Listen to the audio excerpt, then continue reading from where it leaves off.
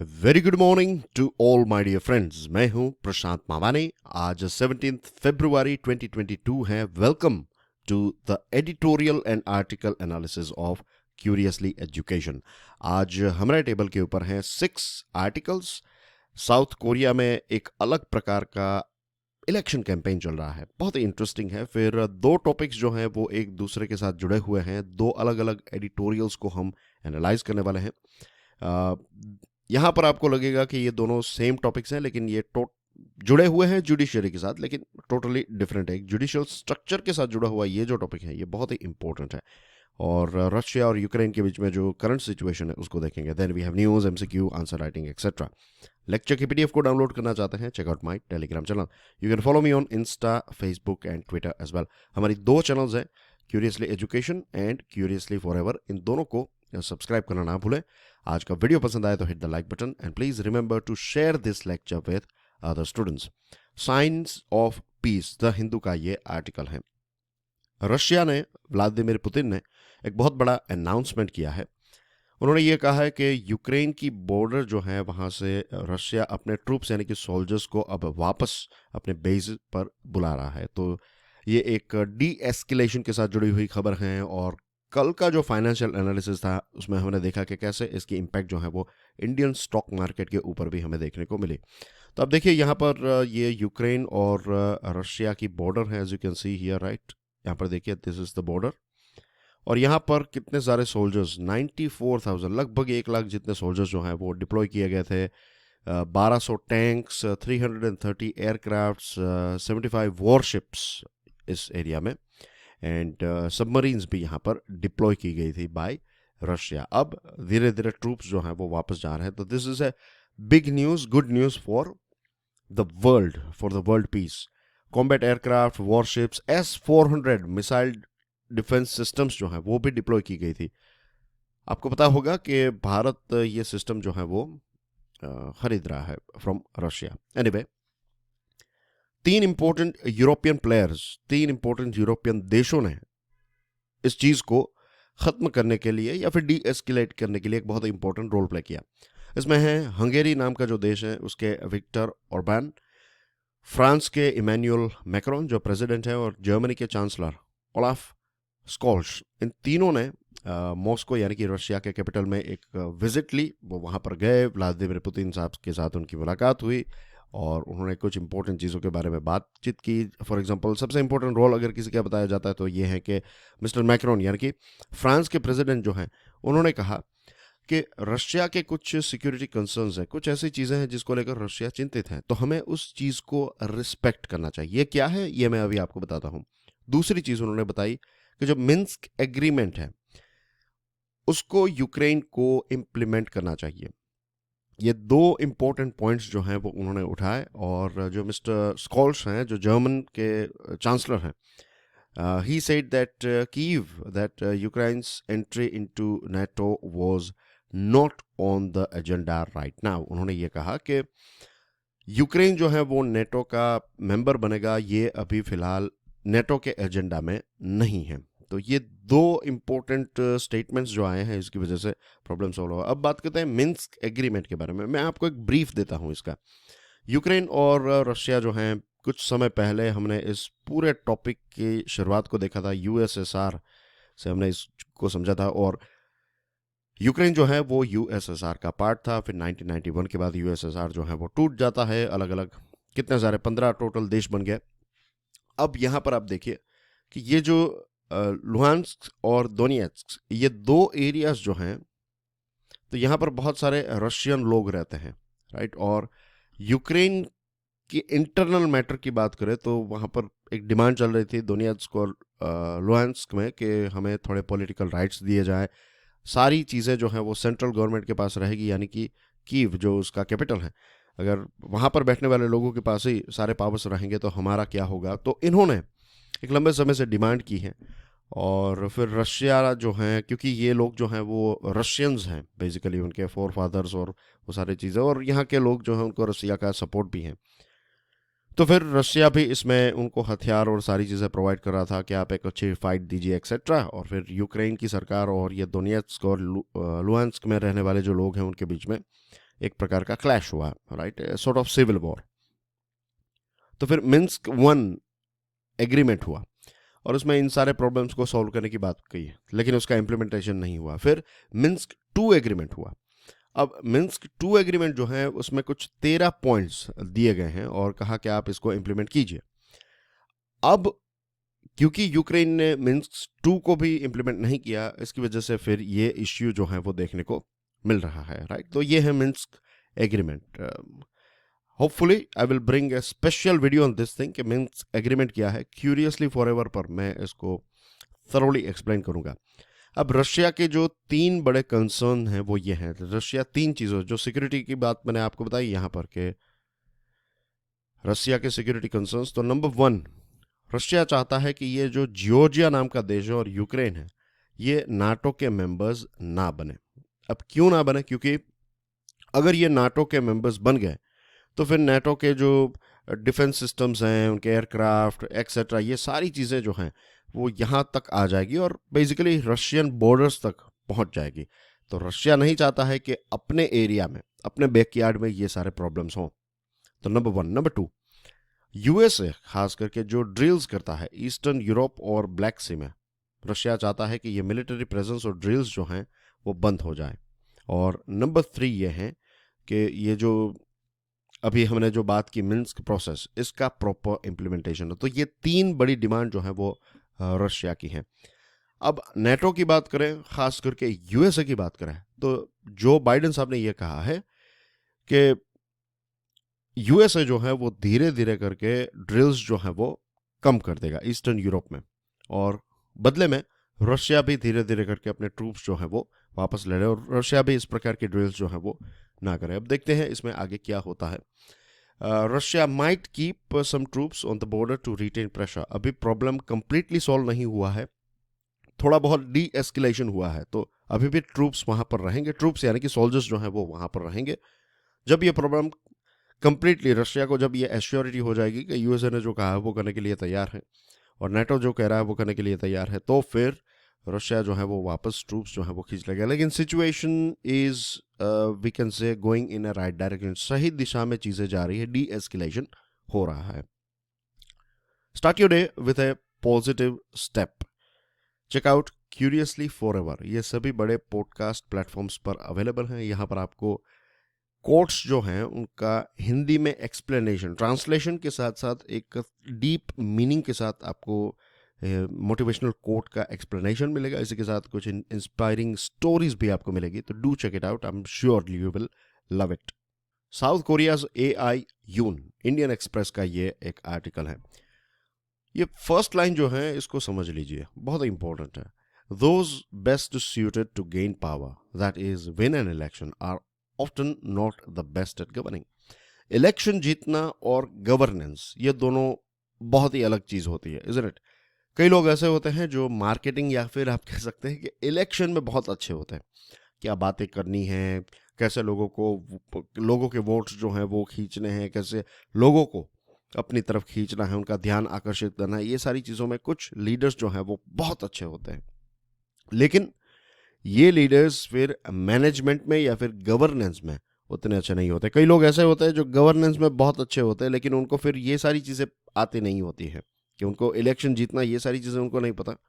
आप उनको आप उनको गवर्नेंस की पोजीशन पर बैठा दीजिए, बहुत ही सॉलिड गवर्नेंस करेंगे। अब ये चीज़ जो है वो दुनिया भर में आपको देखने को मिलेगी। दूसरी चीज़, हमारे यहाँ पर भी इलेक्शंस हो रहे हैं, इसने 5 राज्यों में होने वाला, उत्तर प्रदेश, और उत्तर प्रदेश में तो स्टार्ट भी हो गया है। अब इलेक्शन के टाइम पर हम देखते हैं कि धर्म के नाम पर, जाति के नाम पर, फिर दूसरी ऐसी बहुत ही चीज़ें होती हैं, अलग अलग चीज़ें, इनके नाम पर जो है divide and rule type of चीज़ जो है वो हमें देखने को मिलती है। और हमें लगता है कि हमारे देश में ही ये कास्ट का प्रॉब्लम है और रिलीजन का प्रॉब्लम है एक्सेट्रा। ऐसा नहीं है। दुनिया की एक भी डेमोक्रेसी ऐसी नहीं है जहां पर आपको इलेक्शन टाइम पर ऐसी चीज़ें, कोई लोग माइनॉरिटी के बारे में कुछ बात करते हैं, कई लोग कुछ पॉपुलिस्ट स्लोगन्स देते हैं, ये वो सारी चीज़ें, तो हर जगह पर आपको यही चीज़ देखने को मिलती है। हर डेमोक्रेसी में ये चीज़ आपको देखने को मिलती है कि लोगों को इस प्रकार से खींचा जाता है, अपनी तरफ खींचने की कोशिश की जाती है और एक्सेट्रा, राइट। कई लोगों के बारे में बुरा बोल के भी आप कई लोगों को अपनी तरफ खींचते हैं। तो ये सारी टैक्टिक्स जो है वो हर जगह पर देखने को मिलती है, विच इज़ वेरी सैड। अब आपकी स्क्रीन के ऊपर ये जो तस्वीर है, इनका नाम है यून सुक योल। ये प्रेसिडेंट बनने के लिए कैंपेन में उतर चुके हैं, प्रेसिडेंट ऑफ साउथ कोरिया, और वहाँ पर इलेक्शंस होने वाले हैं। तो अब उनकी जो टीम है, ये उनकी टीम के एक व्यक्ति हैं, और यहाँ पर आप स्क्रीन में देख सकते हैं कुछ तस्वीरें, राइट। मैं थोड़ा जूम करके आपको दिखा देता हूँ। तो ये जो आप स्क्रीन पर देख रहे हैं, यहाँ पर जो व्यक्ति हैं, और ये जो स्क्रीन पर व्यक्ति है ना, ये स्क्रीन पर जो व्यक्ति हैं, ये इनका आर्टिफिशियल एक वर्जन है, राइट। थोड़ा कंफ्यूजन हुआ कि पहली बार सुन रहे हैं ये चीज। इनका आर्टिफिशियल एक वर्जन है, एक डीप फेक बनाया गया है, डीप फेक। और ये जो डीप फेक है इनका नाम है AI यून, आर्टिफिशियल इंटेलिजेंट यून। ये एक डिजिटल कैरेक्टर है जो यून की तरह ही दिखते हैं, उनसे थोड़े यंग दिखते हैं और उनसे थोड़े ज्यादा अच्छी तरह से ड्रेस्ड होते हैं, बट कूलर, यहां पर लिखा है but cooler, dresses like him but cooler, and talks like him but more abrasive. जो उनके जवाब होते हैं हाजिर जवाबी, और ट्रम्प साहब जैसे बेधड़क बातें करते थे, तो ये जो AI यून अवतार है वो ऐसे ही बातें करता है, और वहाँ के यंगस्टर्स को ये चीज़ जो है वो काफ़ी पसंद आ रही है। Now let me tell you कि आवाज़ और ओवरऑल बॉडी एक्सेट्रा, ये फिर जो ओरिजिनल यून है, ह्यूमन यून है, उनसे कॉपी किया गया है, और उन नाविनों के कंप्यूटर टेक्नोलॉजी और इन सारी चीज़ों से आप ऐसे डीप फेक जो है वो क्रिएट कर सकते हैं। ऐसे सॉफ्टवेयर भी आ रहे हैं और ऐसे एक्सपर्ट्स भी हैं। लेकिन जवाब जो देने की बात है, वो वहाँ पर बैठकर ये जो यून साहब है वो जवाब नहीं देते, एक पूरी कैंपेन की टीम है वो फिर जवाब देती है। एक व्यक्ति नहीं, एक पूरी टीम है कि अगर किसी यंगस्टर ने कोई प्रश्न पूछा तो फिर टीम जो है वो फटाक से उनको जवाब दे देगी। तो अब एक नए लेवल का कैंपेन जो है वो यहाँ पर हमें देखने को, ऐसा आज तक हमने किसी भी देश में नहीं देखा है, और ये एक नए ट्रेंड की शुरुआत है। एंड आई एम श्योर कि ये जो ट्रेंड है वो आने वाले समय में दूसरे देशों में भी हमें देखने को मिलेगा। साउथ कोरिया का जो इलेक्शन कमीशन है वो डीप फेक्स अलाउ करता है, एज फार एज ये डीप फेक्स जो हैं ये नॉन वायोलेंट रहें, या फिर ऐसी कोई वायलेंस की बातें ना करें, या फिर झूठ ना फैलाएं, फेक न्यूज़ ना फैलाएं, तो आप डीप फेक्स का इस्तेमाल कर सकते हैं। आई एम श्योर कुछ सालों के बाद दुनिया के अलग अलग देशों में, एंड आई एम श्योर हमारे देश में भी ऐसी सिचुएशन आ सकती है जब हम ऐसे डीप फेक्स जो हैं वो हमारे नेताओं के देखेंगे। तो this is a trend, just keep this thing in mind कि ऐसा फ्यूचर में हो सकता है। Moving on to next topic, home troubled home, Times of India का ये आर्टिकल है। अब एक साधारण व्यक्ति के जीवन में मोस्टली अगर आप देखें तो सबसे बड़ा अगर कोई इन्वेस्टमेंट वो अपने जीवन में करता है तो वो है कि अपना घर खरीदना, चाहे वो फ्लैट हो, चाहे टेनामेंट हो, चाहे एक बंगला हो, जो भी हो। लेकिन सबसे बड़ा इन्वेस्टमेंट अपने जीवन में एक परिवार या फिर एक व्यक्ति जो है वो तब करता है जब वो घर खरीद रहा होता है, अपना खुद का घर। अब हमारे देश में एज वी नो कैसा होता है कि एक बिल्डर है तो वो एक प्रोजेक्ट लेकर आता है, राइट। एक बड़ा सा प्रोजेक्ट, लेट्स से बड़ी सी ऐसी कुछ बिल्डिंग्स वो बनाएगा, और यहाँ पर लेट्स से हर एक में 50-50 फ्लैट हैं, तो टोटल 200 फ्लैट्स वो बेच रहा है, और फिर वो इसकी एडवर्टीजमेंट और सारी चीज़ें स्टार्ट कर देगा। और आपको एक अच्छे दाम में चाहिए, मीन्स कम दाम में चाहिए, तो अभी बुक करवा लीजिए, थोड़े पैसे देकर बुक कर लीजिए अपना फ्लैट।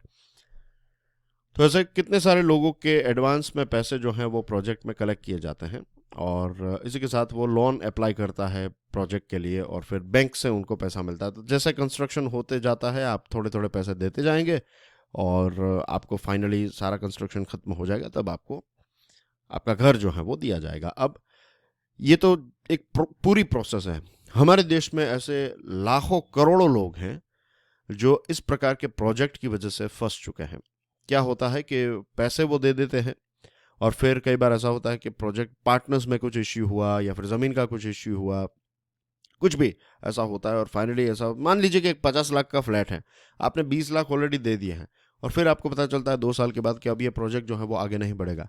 तो एक तरफ आप रेंट पे कर रहे हैं, दूसरी तरफ आप लोन के जो इंस्टॉलमेंट्स हैं वो पे कर रहे हैं, और आपको पता चलेगा कि आपको घर नहीं मिलेगा। जस्ट इमेजिन कि आपकी फाइनेंशियल सिचुएशन जो है वो कैसी हो जाएगी। एक ऐसा व्यक्ति जो 50-60,000 1 लाख रुपीज़ पर मंथ कमा रहा है, वो ऐसा घर बुक करवाएगा और पता चलेगा कि अब उसके पास 5,000 रुपये भी नहीं बच रहे हैं, क्योंकि एक तरफ वो रेंट भी पे कर रहा है 15-20 हज़ार, दूसरी तरफ वो 30-40 हज़ार की लोन पे कर रहा है और बाकी के उसके खर्चे हैं, और पता चलता है कि अब उसके पास घर भी नहीं आएगा एक लंबे समय तक। तो जब ऐसी सिचुएशन होती है तो लोग जो है कंज्यूमर कोर्ट के पास जाते हैं, कोर्ट्स के नॉर्मल कोर्ट्स के पास जाते हैं, और फिर पता चलता है कि एक लंबे समय तक वो एक लीगल बैटल में फंस जाते हैं, इज़न्ट इट? तो ये एक बहुत ही ख़राब सिचुएशन है। Often a home buyer is a financial creditor of real estate projects as payments are made well before delivery of the। जो होम बायर होता है वो एक फाइनेंशियल क्रेडिटर, एक ऑपरेशनल क्रेडिटर होता है, एक फाइनेंशियल क्रेडिटर होता है। फाइनेंशियल क्रेडिटर यानी कि जो आपको पैसा दे रहा है, ऑपरेशनल क्रेडिटर यानी कि जो आपको सामान दे रहा है। कोई सीमेंट बेचने वाला व्यक्ति जो है वो एक प्रोजेक्ट को सीमेंट प्रोवाइड करेगा, स्टील प्रोवाइड करेगा, कोई कलर प्रोवाइड कर रहा है, तो ये सारे ऑपरेशनल क्रेडिटर्स हो गए। तो जब भी इश्यू होता है तो सबसे पहले जो रिकवर किए जाते हैं पैसे, तो उसमें सबसे पहले फाइनेंशियल क्रेडिटर्स को दिए जाते हैं, उसके बाद जो है वो ऑपरेशनल क्रेडिटर्स का नंबर आता है। अब होम बायर्स की बात करें तो सबसे कम प्रोटेक्शन जो है वो उनको मिल रहा है। 2016 में 2 लॉज पास किए थे हमारी पार्लियामेंट ने। एक है insolvency and bankruptcy code IBC, और दूसरा है RERA, real estate regulation and development act. ये दोनों जो हैं इनको पास किया गया ताकि ये इस प्रकार के IBC को पास किया गया था ताकि इस प्रकार के फाइनेंशियल इश्यूज या फिर ऐसे कोई ट्रबल्ड प्रोजेक्ट्स हैं, कंपनीज हैं, तो इनका प्रॉब्लम सॉल्व किया जाए। और दूसरा जो रेरा है ये इसलिए पास किया गया क्योंकि अभी तक की जो मैंने आपको कहानी बताई कि कैसी सिचुएशन होती है, तो ऐसी सिचुएशन ना हो इसके लिए रेरा को पास किया गया था। The passage of this laws and their subsequent amendments have often triggered legal challenges. अब इनको लॉज को लाया गया प्रॉब्लम को सॉल्व करने के लिए, फिर लॉज में कुछ चेंजेस किए गए, कुछ अमेंडमेंट्स किए गए, और इन अमेंडमेंट्स की वजह से और लॉज में कुछ खामियां हैं, इनकी वजह से फिर बहुत सारे लीगल चैलेंजेस भी पैदा हुए हैं।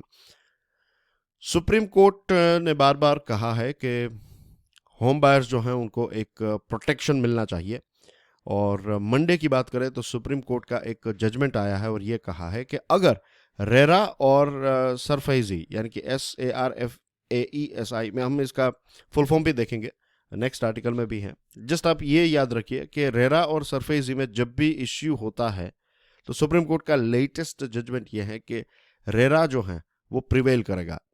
यानी कि अगर इन दोनों लॉज में अगर कोई क्लैश होता है तो फिर रेरा में जो लिखा हुआ है उसको सही माना जाएगा कंपेयर्ड टू सरफेजी।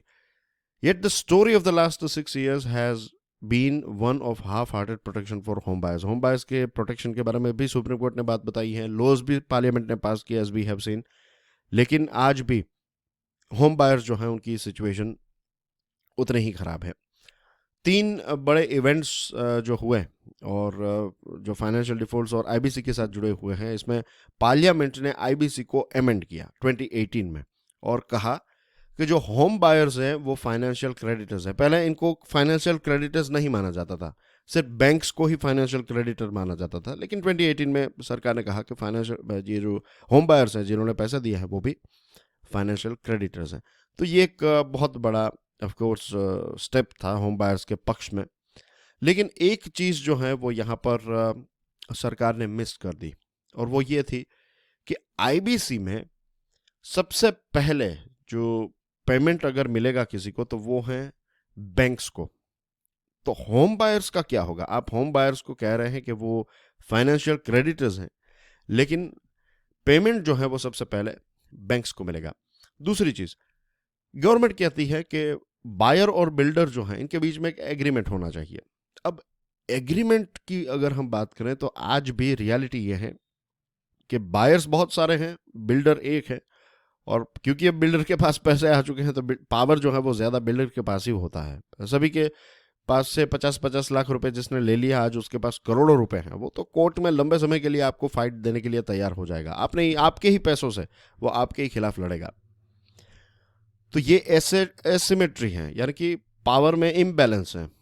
बिल्डर जो है वो ज़्यादा पावरफुल है, बायर जो है वो कम पावरफुल है। दूसरी चीज़ कि 2019 में IBC और रेरा के बारे में यह कह दिया कि अगर रेरा और IBC में कोई, अब रेरा जो है वो स्पेसिफिकली रियल एस्टेट के साथ जुड़ा हुआ एक लॉ है, तो रेरा और आईबीसी में अगर कोई इश्यू होता है तो फिर आईबीसी जो है वो ज़्यादा पावरफुल माना जाएगा। आईबीसी की पोजीशन, जैसे हमने सरफेस आई और रेरा के बारे में देखा, तो सॉरी सरफेस आई और रेरा के बारे में देखा कि रेरा जो है वो प्रिवेलिंग रहेगा, और रेरा और आईबीसी में कुछ है तो आईबीसी, तो यानी कि आईबीसी टॉप, उसके बाद आएगा रेरा और उसके बाद आएगा सरफेस आई, राइट। तो इसमें इश्यू है तो ये टॉप और इसमें ये टॉप।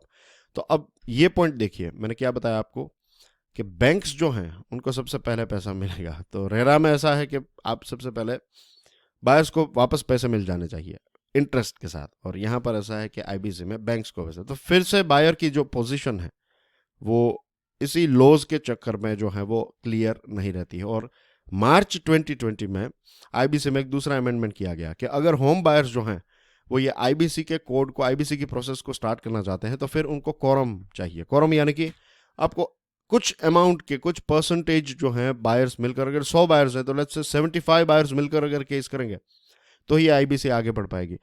अब फॉर एग्जांपल मैंने घर लिया है, मुझे पता भी नहीं है कि मेरे पड़ोसी कौन है, किसने दूसरी प्रॉपर्टी ली, अगर 4 विंग्स हैं तो मैं सभी को थोड़ा जानता हूँगा, लेकिन बिल्डर जो है उसके पास इंफॉर्मेशन रहेगी। बायर के पास ये इंफॉर्मेशन नहीं रहेगी कि कौन कौन व्यक्ति जो है उसको बिल्डर ने चुना लगाया है। तो अगेन ये एसिमेट्री ऑफ पावर जो है वो बिल्डर के पक्ष में रहती है।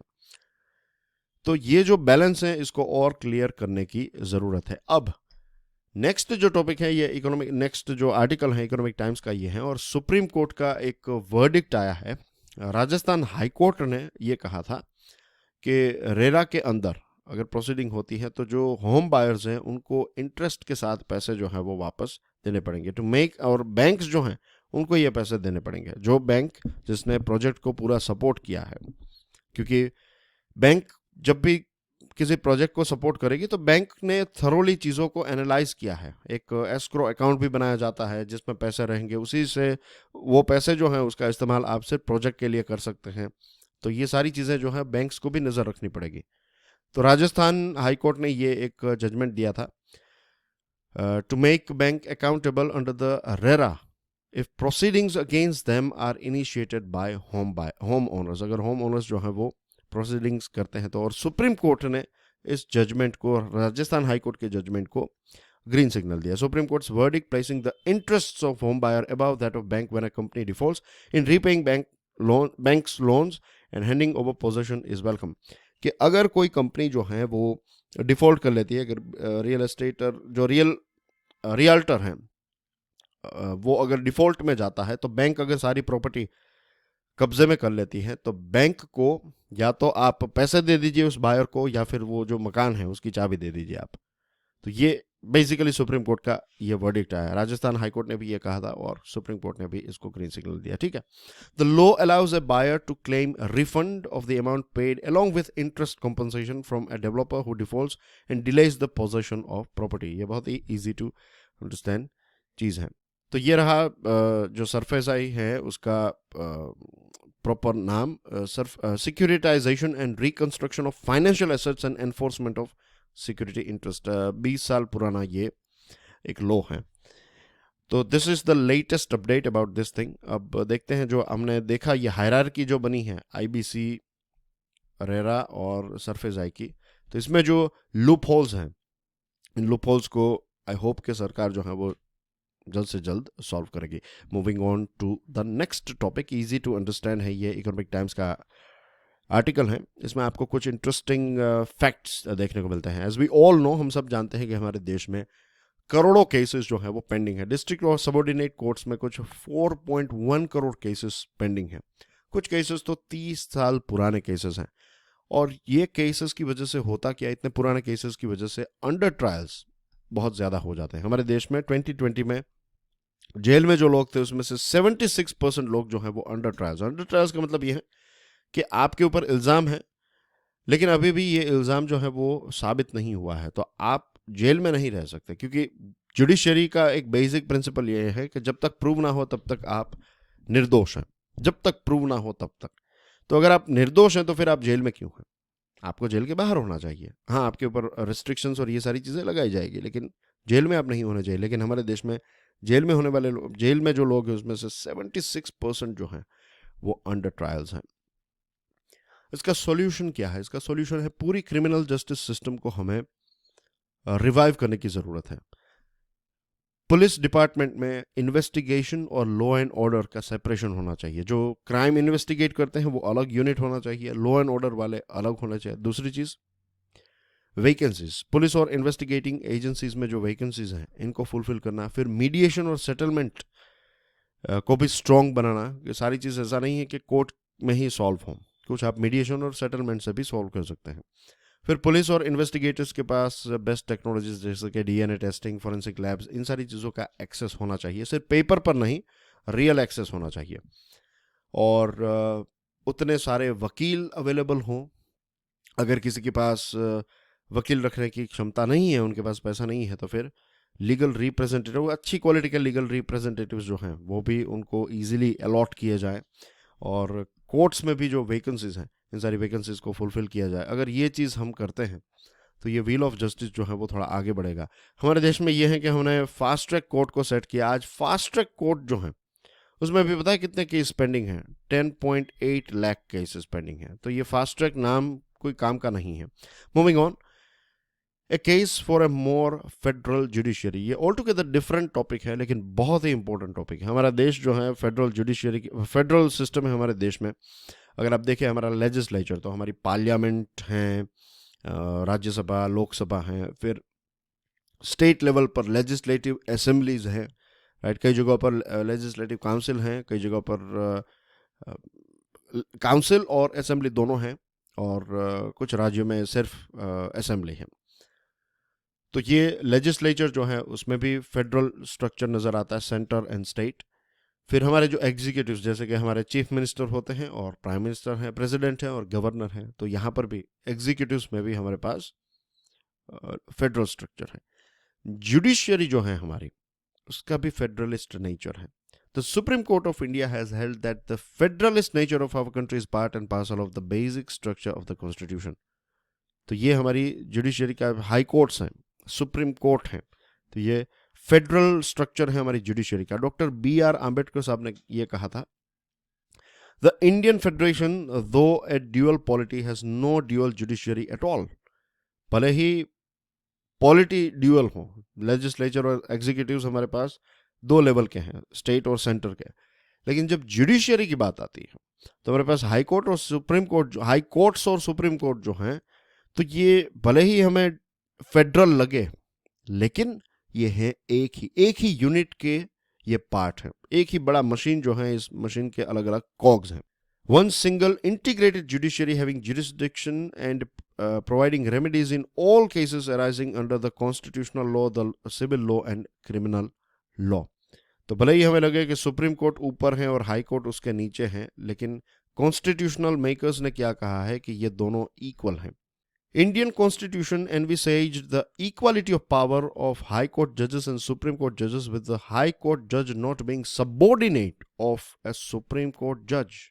हमें यही लगता है कि सुप्रीम कोर्ट के जज जो हैं वो सबसे ऊपर हैं और उसके नीचे आते हैं हाई कोर्ट के जजेस, लेकिन कॉन्स्टिट्यूशन ऐसा कहता है कि इनके पास इक्वल पावर्स हैं। एक हाई कोर्ट के जज और सुप्रीम कोर्ट के जज जो हैं वो दोनों इक्वल होते हैं, ऐसा कॉन्स्टिट्यूशन कहता है। नाउ वी ऑल नो कि डी फैक्टो पावर किसके पास है? सुप्रीम कोर्ट के पास ज़्यादा पावर्स हैं। It will be shock to know this thing, लेकिन जब हमारा देश आज़ाद हुआ, देखिए हमारे देश में बहुत सारी जो हाई कोर्ट्स हैं वो बहुत पुरानी है। सुप्रीम कोर्ट का जन्म तो आज़ादी के बाद हुआ, लेकिन हाई कोर्ट्स जो हैं वो बहुत पुरानी है। और बॉम्बे हाई कोर्ट के जस्टिस M.C. छगला और चीफ मद्रास हाई कोर्ट के चीफ जस्टिस P.V.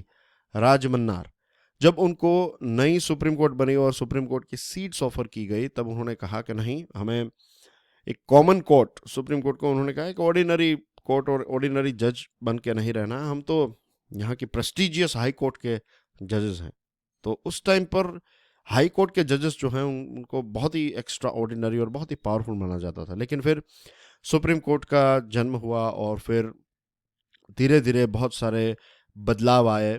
1990s तक अगर आप देखें तो सुप्रीम कोर्ट और हाई कोर्ट जो हैं वो इक्वली ही काम करते हैं। ऐसा ही था कि दोनों इक्वल हैं, सिर्फ एक ही मैटर में सुप्रीम कोर्ट जो है वो हाई कोर्ट से सुपीरियर है, वो है एपेलेट सेंस में। एपेलेट सेंस यानी कि आपने कोई केस हाई कोर्ट तक पहुंचा और हाई कोर्ट ने कुछ वर्डिक्ट दिया और आपको लगता है कि आप उससे संतुष्ट नहीं है, तो फिर आप सुप्रीम कोर्ट के पास जा सकते हैं।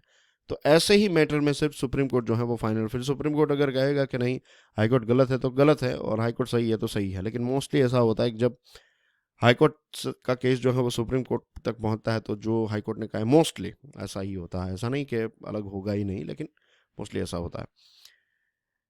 अब 1990s तक ये सारी सिचुएशन, और इनफैक्ट इमरजेंसी के टाइम पर जब सुप्रीम कोर्ट के बारे में कहता है कि सुप्रीम कोर्ट फेल रही सरकार को रोकने में, उस टाइम पर बहुत सारी हाई कोर्ट्स जो हैं वो फ्रीडम के बीकन के तौर पर, एक आज़ादी की मशाल के तौर पर बहुत सारी हाई कोर्ट्स ने इमरजेंसी का विरोध भी किया था। अब 3 चीज़ें ऐसी हैं जिसकी वजह से सुप्रीम कोर्ट ज़्यादा पावरफुल बन गई हैं या फिर सुप्रीम कोर्ट ज़्यादा पावरफुल हैं। एक तो यह है कि सुप्रीम कोर्ट की जो कॉलेजियम है, जिसमें 5 जजेस होते हैं, जिसमें सीजेआई हैं और उनके नीचे 4 सबसे जूनियर, बेग पार्डन, 4 सबसे सीनियर जजेस of supreme court, right. CJI सबसे सीनियर होते हैं और उनके नीचे 1 2 3 4 ऐसे 4, टोटल 5 जजेस जो हैं ये कॉलेजियम का पार्ट है। और यही कॉलेजियम जो है वो हाई कोर्ट के जजेस को अपॉइंट करती हैं, उनके ट्रांसफ़र, ये सारे पावर्स जो हैं वो इनके पास है। तो अगर आप किसी को अपॉइंट कर सकते हैं, उनको ट्रांसफ़र कर सकते हैं, तो अल्टीमेटली पावरफुल कौन हुआ? आप ही पावरफुल है। तो this makes supreme court more powerful. Second, successive governments have passed laws that create parallel judicial systems of court and tribunals which provide for direct appeals to the Supreme Court bypassing high courts. सरकार ने कुछ ऐसे laws बनाए, right, अलग अलग समय पर, और इन लॉज से क्या होता है कि डायरेक्टली आप सुप्रीम कोर्ट को अप्रोच करते हैं, आप हाई कोर्ट को अप्रोच नहीं करते। तो हाई कोर्ट यहाँ पर बाईपास हो गया, सुप्रीम कोर्ट ही डायरेक्टली आप सुप्रीम कोर्ट के पास, जैसे कि कंपटीशन कमीशन के साथ जुड़ा हुआ लॉ है, company law tribunal, consumer courts के जो केसेस हैं, तो ऐसे कुछ लॉ में बदलाव की वजह से सुप्रीम कोर्ट के पास डायरेक्ट जाने लगे, हाई कोर्ट को बाईपास करने लगे, तो हाई कोर्ट जो है वो थोड़ा वीक नजर आने लगा। तीसरी चीज जो है, सुप्रीम कोर्ट छोटे छोटे मैटर्स को, जिसको कहते हैं ट्राइफल, यानी कि इतने कोई खास इंपॉर्टेंट, फॉर एग्जांपल जो मटकी तोड़ने की हाइट कितनी होनी चाहिए, फिर एक दिवाली सेलिब्रेशन वाला जो था 2018 में, दिल्ली के कुछ लोग जो हैं वो डायरेक्टली सुप्रीम कोर्ट के पास गए और कहा कि दिवाली सेलिब्रेशन को लिमिटेड करना चाहिए। तो सुप्रीम कोर्ट ने कहा हाँ ठीक है, दिवाली का सेलिब्रेशन जो है वो 1-2 घंटे के लिए ही होगा और वो भी इवनिंग में। अब साउथ इंडिया में लोग जो हैं दिवाली को सुबह मनाते हैं, अर्ली मॉर्निंग मनाते हैं। तो अगर एक जगह पर अगर आपको कोई चेंजेस लाना है तो दिल्ली हाई कोर्ट जो है वो चेंजेस ला सकती थी, लेकिन सुप्रीम कोर्ट ने कुछ कहा तो फिर पूरे देश में इंप्लीमेंट हो जाता है। तो ये प्रॉब्लम है। तो छोटे छोटे मैटर्स जो हैं वो सुप्रीम कोर्ट के पास जाने लगे और सुप्रीम कोर्ट इसको एंटरटेन करने लगता है। तो और जब आपकी हाई कोर्ट्स जो हैं वो वीक हो जाती हैं तो क्या होता है, जो फ्रेंच रेवोल्यूशन के टाइम पर जो चीज़ देखने को मिली थी कि वहाँ पर जो पेरिस में बैठने वाले जो राजा थे, और सिर्फ अकेले राजा तो नहीं थे, उनके अलग अलग राज्यों में भी, प्रांतों में भी वहाँ के राजा थे। तो जो पेरिस में बैठने वाला राजा था वो सारे पावर्स धीरे धीरे अपने पास खींचने लगा, राइट। वो खुद बहुत ताकतवर बनने लगा और ये जो बाकी के नोबेल्स थे वो थोड़े थोड़े वीक होने लगे, राइट। तो ऐसा लग रहा था कि मैं स्ट्रांग हो जाऊंगा सेंट्रल लेवल पर और ये लोग वीक रहेंगे तो देश चलेगा, लेकिन ऐसा नहीं हुआ।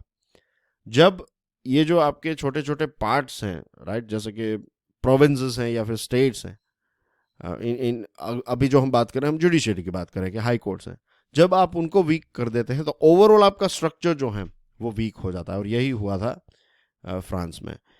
तो this is a sort of lesson for judicial system, और आई होप ये टॉपिक जो है आपको क्लियर हो गया होगा। न्यूज़ की बात करें डियर फ्रेंड्स, तो प्राइम मिनिस्टर साहब ने कहा है कि जो डेवलप देश हैं उनको टेक्नोलॉजी और फाइनेंस ट्रांसफ़र करना चाहिए as far as climate action is concerned. Campaigning for election in Uttar Pradesh, Punjab and Manipur is going on. फिर सरकार ने यूनियन टेरिटरीज और राज्यों को ये कहा है कि अब कोविड की सिचुएशन अलग है, तो आप उस हिसाब से रिस्ट्रिक्शंस को इनडायरेक्टली ये कहा कि हटाने के बारे में सोचिए। अब ये सारे रिस्ट्रिक्शंस जो हैं वो जाने चाहिए। फिर we have interesting news item, NITI Aayog और फ़ोन पे ने मिलकर एक फिनटेक ओपन हैकाथॉन लॉन्च किया है। तो ये याद रखिएगा, ऐसा एमसीक्यू पूछा जाए कि नीति आयोग ने किसके साथ मिलकर ये फिनटेक ओपन हैकाथॉन लॉन्च किया, तो इट इज़ फ़ोन पे। हमारे देश के एक लेजेंडरी म्यूज़िक कंपोज़र और सिंगर बप्पी लहरी साहब अब नहीं रहे। कल मैंने इनके साथ जुड़े हुए कुछ फैक्ट्स वाला एक वीडियो भी बनाया है, तो मैं इसकी लिंक जो है वो कमेंट सेक्शन में पोस्ट कर दूंगा, आप उसको देख सकते हैं। काफ़ी इंटरेस्टिंग पर्सनालिटी थे बप्पी लहरी साहब। और नेटो के सेक्रेटरी का कहना यह है कि रशिया के ट्रूप्स ने विड्रॉवल नहीं किया है, तो ये थोड़ा चिंता का विषय है कि इनका स्टेटमेंट ऐसा क्यों आया। यूएसए कह रहा है कि विड्रॉ हो रहे हैं, नेटो कह रहा है विड्रॉ नहीं हो रहा है, तो इज दिस अ गेम या फिर reality. Bangladesh US air forces to conduct joint exercise, तो ये भी एक इंटरेस्टिंग चीज़ है। कल मैंने जो प्रश्न पूछा था इसका आंसर है वीट 50,000 टन वीट जो है वो गेहूं जो है वो भारत सप्लाई करने वाला है अफगानिस्तान में, ऐसा UN WFP में भारत ने कहा था, एग्रीमेंट किया था। आज का प्रश्न आपकी स्क्रीन के ऊपर है कि मलेशिया की एक फ़्लाइट MH17 को जुलाई 2014 में मार गिराया था, तो ये कहाँ पर ये इंसिडेंट हुआ था। और यूक्रेन और रशिया की क्राइसिस के कुछ इंपॉर्टेंट पॉइंट्स बताइए, ये आज का आपका आंसर राइटिंग का टॉपिक है। जो मैंने आपको कोविड वैक्सीन का जो पूरा प्रोग्राम है उसके बारे में जो ऐसे टाइप प्रश्न पूछा था, एक टॉपिक दिया था, तो इसमें कृति ने लिखा है, उन्होंने घाना का एग्जाम्पल दिया है, कोविन का एग्जाम्पल दिया है, तो काफ़ी अच्छा आपने लिखा है। और जो वैक्सीन मैच द फॉलोइंग का मैंने आपको पूछा था, कहा था कि इसको स्टडी कर लेना, तो इसमें राहुल ने अच्छा आंसर लिखा है। मीन्स राहुल ने मोस्टली सारी कंपनीज को, आई थिंक सभी कंपनीज को उन्होंने कवर कर लिया, वैक्सीन और फार्मास्यूटिकल कंपनी का नाम। और कमल जो हैं उन्होंने वैक्सीन हेजिस्टेंसी के बारे में लिखा है कि कैसे ग्रास रूट लेवल पर वैक्सीन हेजिस्टेंसी को हटाया जा सकता है। बाकी लोगों ने, क्योंकि ऐसे वाला था, तो आई थिंक अभी आप सोच रहे होंगे ना, I am sure I will find your answers in near future. And that's everything from my side. Don't forget to subscribe, share and hit the like button. See you with financial analysis. Till then, enjoy your studies. God bless you all. Jai Hind.